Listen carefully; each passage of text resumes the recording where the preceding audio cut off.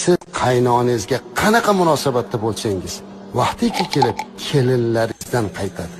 Siz bugun qaynonangizni jerkayotgan bo'lsangiz, siz bugun qaynonangizga beodoblik qilayotgan bo'lsangiz, erkalatib boqqan o'g'lingizni ayoli ertaga xuddi shu narsa bilan sizga javob qaytaradi. Chunki bu dunyo mana shunday, har doim qilingan har bir xato uchun javobgar qilib qo'yadi. U dunyoda bo'lmasa, u dunyoda javob beramiz. Shunday ekan, ertaga siz avaylab, asrab boqayotgan o'g'lingizni baxtli, saodatli bo'lishini xohlasangiz, unga yaxshi bir kelin olib uni rohatini ko'raman desangiz, o'zingiz qaynonangizga, qaynotangizga, oila a'zolaringizga yaxshi munosabatda bo'ling, shirin suxanlik bo'ling.